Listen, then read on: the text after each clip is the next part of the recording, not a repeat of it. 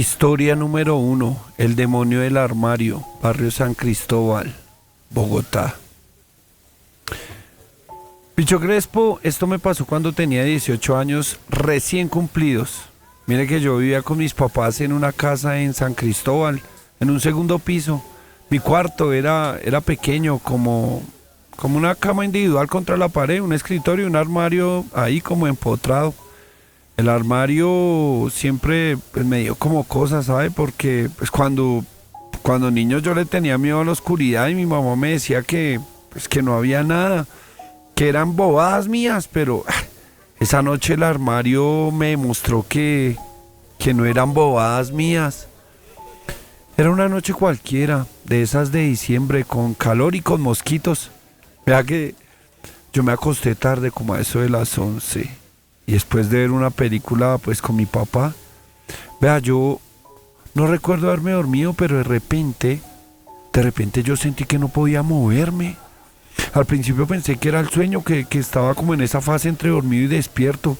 Pero cuando quise mover la mano para rascarme la cara, hermano, yo no pude. Yo intenté mover la cabeza y tampoco pude. Yo estaba completamente inmóvil. Como si alguien me hubiera amarrado a la cama. Yo traté de gritar, pero mi boca no se abría, así que yo traté de respirar más fuerte, pero mi pecho no se movía. Yo estaba despierto, se lo juro, vea, con los ojos abiertos, viendo el techo en mi cuarto, pero mi cuerpo no respondía, así que pues yo empecé como a entrar en pánico, ¿no? A cualquiera le puede pasar, yo sé que a cualquiera le ha pasado. Mire, y cuando escuché un ruido que venía del armario, era como un rasguño de unas uñas contra la pared. Primero fue suave, después más fuerte, y entonces la puerta del armario se abrió lentamente, bichito. Yo vi una sombra salir, no era una persona, era como una forma negra, más oscura que la oscuridad del cuarto, y como con una cabeza así toda alargada y los brazos así que llegaban hasta el suelo. No tenía ojos, no sé, vea, yo sentía que me miraba, pero es que era re extraño, bicho. Vea, se fue acercando ahí hasta mi cama y se detuvo al lado mío. Yo sentí su aliento frío, como si alguien hubiera abierto la nevera, así, si me hago entender. Y entonces escuché como una voz, pero no era una voz normal, era como si fuesen muchas voces hablando al mismo tiempo, todas susurrando en mi oído. Ya despertaste. Bichito, yo quería gritar, pero yo no podía. La sombra se inclinó sobre mí y su cara así toda negra se puso a centímetros de la mía, y yo sentí que me tocaba el pecho. No, yo sentía cada vez más pánico y me tocaba el pecho, pero no con una mano, sino como con un frío que me atravesaba todo hasta los huesos, hermano, y la voz volvió a hablar. No te muevas, que yo me voy a sentar. Y sentí como el colchón se hundía ahí a mi lado, hermano. Como si alguien se hubiera sentado en mi cama y yo estaba ahí. No, vea, esa cosa estaba ahí al lado mío y yo no podía hacer absolutamente nada. Yo no podía moverme, no podía gritar, no podía cerrar los ojos, solo podía mirar a la oscuridad y eso que como que se envolvía todo. Vea, yo se lo juro, no sé cuánto tiempo yo pasé ahí. El reloj de la pared echó como que marcó las 3:15, y cuando de repente el frío se fue, el peso de la cama desapareció y la sombra se levantó y se devolvió hacia el armario. La puerta se cerró sola y en ese momento mi cuerpo por fin reaccionó. Yo pude mover los dedos. Después la mano como que después, después pude mover la mano y después pude mover la cabeza. Yo me senté en la cama sudando frío y miré hacia el armario y estaba cerrado. Yo no dormí el resto de la noche, yo para qué le hablo ahí paja. Yo me quedé sentado en la cama con la luz prendida mirando al armario hasta que salió el sol. Y al otro día pues abrí el armario y no había nada, solo mi ropa ahí colgada. Pues yo le conté a mi mamá y ella me dijo pues que es que eso había sido una parálisis de sueño que a ella también le pasaba cuando ella era joven, que no le diera mucha importancia, pero es que yo sabía que no era solo eso, porque en la madrugada mientras yo veía al armario yo escuché ese susurro que venía desde adentro y no era una voz clara, pero entendí clarito que me dijo: mañana vuelvo. Y volvió, hermano. No todas las noches, pero sí muchas. Y a veces se sentaba en la cama, otras veces se quedaba parado en la esquina del cuarto y siempre, siempre, siempre, siempre me está mirando con esos ojos invisibles. Historia número 2, La bruja del espejo, apartamento en el barrio de La Floresta, Cali. Bueno, esto me pasó cuando me fui a vivir sola en un apartamento allí en Cali, La Floresta. Era un apartamento pequeño. Era pequeñito, con una sala, una cocina, un barrio, pues, y un cuarto ahí. El cuarto tenía como un espejo en la pared frente a la cama. A mí, pues, realmente no me gusta dormir con espejos enfrente. Para mí es mal augurio, ¿sí? Porque pues mi abuela siempre decía que los espejos son puertas, pero el apartamento ya venía así y no tenía pues yo dónde poner el espejo, así que de malas me tocó. Pues resulta que todo iba bien, sí, todo, la primera semana todo normal, todo chévere, pero la segunda también, sí, la segunda también estuvo chévere. En la tercera semana fue cuando empezó todo, como las parálisis. La primera vez fue muy suave, fue muy leve. Solo pues no podía mover los brazos. Pero la segunda fue más fuerte. Yo no podía mover nada, solo los ojos. Yo estaba disque boca arriba mirando al techo y de repente sentí que alguien me miraba. Yo volteé a mirar hacia el espejo y lo que vi prácticamente me heló la sangre por completo. En el espejo no estaba mi reflejo, había una mujer mayor con el pelo así canoso, largo y despeinado y un vestido negro. Estaba parada atrás de la cama, pero no se veía completamente, solo su silueta y sus ojos eran penetrantes, eran como si tuviera fuego adentro y sonrió, pero no era una sonrisa, era como una mueca y sus dientes eran así todos negros. Pues yo quería gritar, pero no podía. Yo estaba ahí en esa parálisis. Yo quería cerrar los ojos, no podía. La mujer levantó la mano y me señaló y su dedo era largo como no sé, como una uña que parecía como un cuchillo. Y entonces yo la sentí sentada en mi pecho. No era un peso así normal, era como un peso frío que aplastaba, que no dejaba respirar. Y yo escuché su voz, pero no era una voz que saliera de su boca, era la voz que salía como del espejo, como si el vidrio estuviera hablando. ¿Por qué te miras al espejo? ¿Acaso no sabes que estoy aquí? Yo quería responder, pero es que realmente mi boca no se abría y la voz siguió. Llevo 30 años en este espejo, 30 años esperando a que alguien se quede.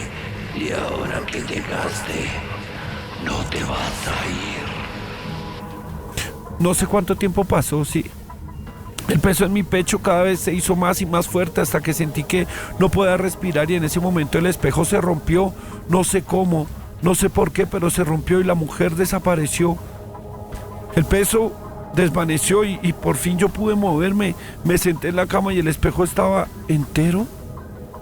O sea, sin una rajadura.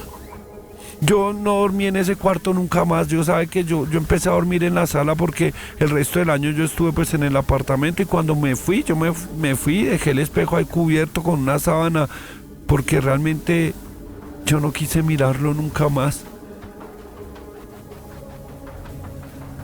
Historia número 3, el padre que confesó, casa en el barrio El Poblado, Medellín.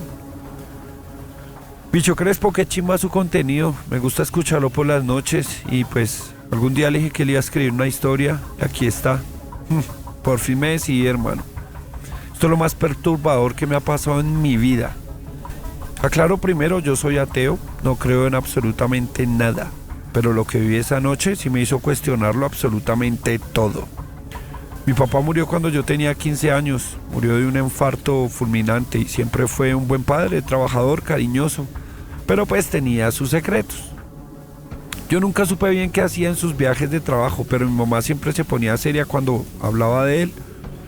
Mire, la parálisis empezó una noche como a los 3 meses de haberme mudado a mi apartamento.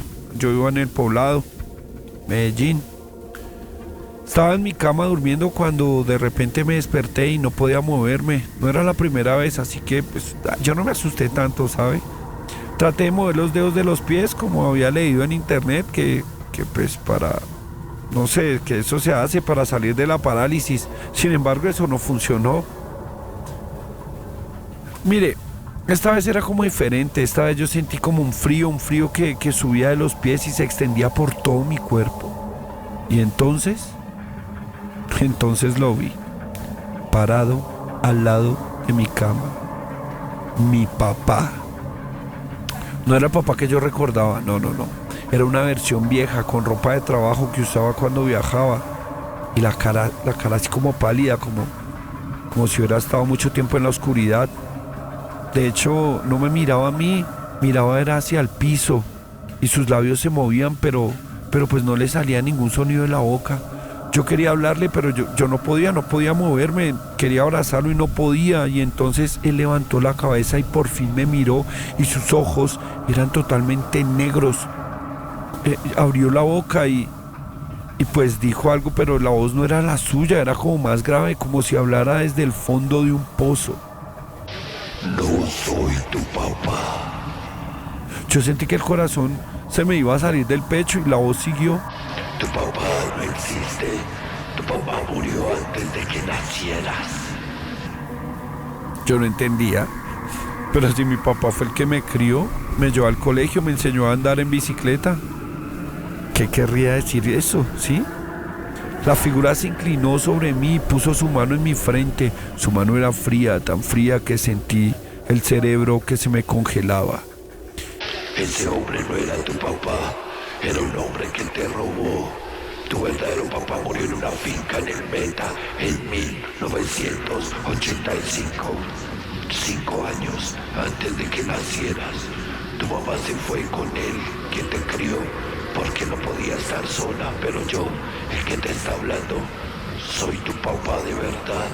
El que no pudo conocerte. El que está enterrado en una fosa común. Yo quería gritar, pero no podía. La figura me soltó la frente y dio un paso hacia atrás. No se lo digas a tu mamá, pero ya sabes la verdad. Y desapareció. El frío se fue y por fin pude moverme. Me senté en la cama sudando y pues realmente yo no dormí el resto de la noche. A la semana siguiente llamé a mi mamá y le pregunté sobre el papá que me crió y ella se quedó callada y después de un largo silencio me dijo: "Ay, mijo, yo sabe que yo no sé lo que usted está hablando, ¿sí?". Y yo le insistí y ella se puso a llorar. Me dijo que no hablara de eso, que no era mejor saber de eso. Y al final yo nunca supe la verdad completa, pero la parálisis me hizo dudar absolutamente de todo, de mi vida, de mi familia, de quién soy. Y a veces en las noches yo siento el frío de esa mano que dice ser mi papá y la siento aquí, en mi frente. Historia número 4, la sombra que cantaba, casa en el barrio Kennedy, Bogotá. Bichito, yo soy de Kennedy, sé que usted también y la buena. Mi abuela siempre decía que su casa era disque alegre, pero yo sabía que no era alegre, era otra cosa. Ella no quería hablar de eso, pero pues yo lo sabía porque a veces en las noches escuchaba una canción vieja, una canción de las que ya nadie canta. La primera vez que tuve la parálisis yo tenía como unos 16 años. Me desperté en medio de la noche y no podía moverme. Yo escuché esa marica canción. Era como una voz de mujer, pero no venía de la calle ni de la casa de al lado. Era como de la pared, como si la pared misma cantara. La letra pues yo no la entendía bien, pero decía algo de: el río se llevó mis penas. No era una canción triste, pero pues realmente me daba miedo. Entonces la pared empezó a moverse. No era un movimiento físico, era como si la sombra de la pared se separara de la pared y se volviera una figura de mujer, delgada, con pelo largo, vestida de blanco. No se acercaba a mi cama, se quedaba como en la esquina cantando y mientras cantaba movía los brazos como si estuviera bailando sola.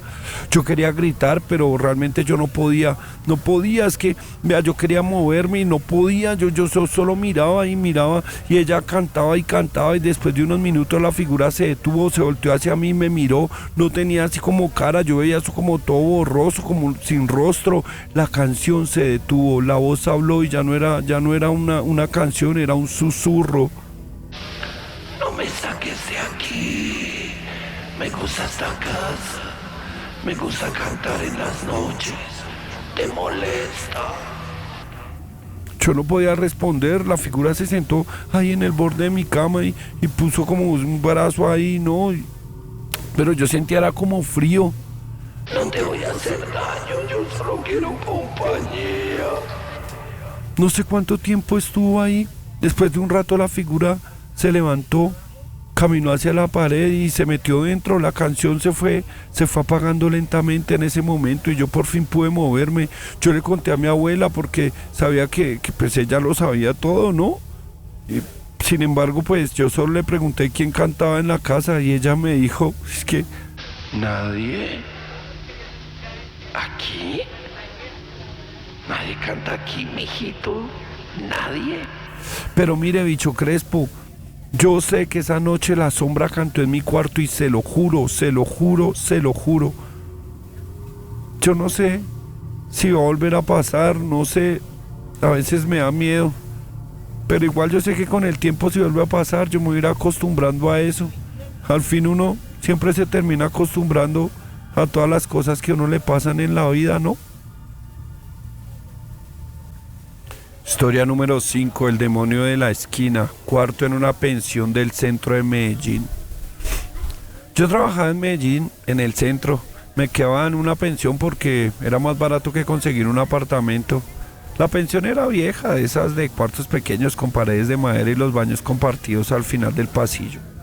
Mi cuarto era pequeño, con una cama, un ropero y una silla. La silla siempre estaba pues en la esquina. Bicho Crespo, la primera noche no pasó nada, la segunda tampoco pasó nada, la tercera tampoco, la cuarta tampoco. Me pasó una semana y nada, 2 semanas relajado. Pero en la tercera semana yo tuve la peor parálisis de mi vida, hermano.